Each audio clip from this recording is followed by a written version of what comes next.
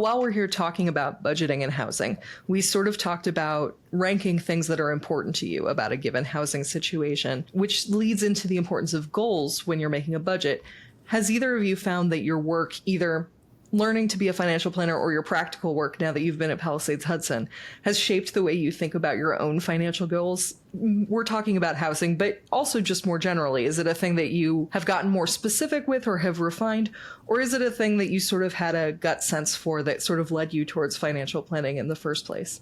Brianna, I'll kick it to you first. To be honest, I would say that I kind of had these similar principles established before starting my career at Palisades Hudson. I remember I actually got my first job when I was 14 at Monkey Joe's, and I was a bounce house attendant. And there, when I got my first paycheck, I was ecstatic. Like maybe it was $100. And from that day on, I just knew how valuable money was, and I wanted to start building really good financial habits. So I saved every penny I made, and throughout college, there were times where I had internships, and when it would end, I was eager to go to the next internship or get a job because I was so used to working at such a young age, and I wanted to continue that. And when I started my career here at Palisades Hudson, I do think that I started adapting better habits for retirement planning and building an emergency fund. Working with clients and managing their portfolios has really taught me the importance of saving for retirement and investing. So I do think now, that will be a long-term goal of mine.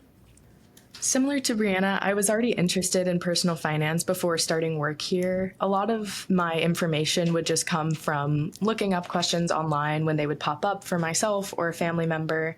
I did also take a one-semester personal and family financial planning class at my university as part of my minor during my undergraduate studies.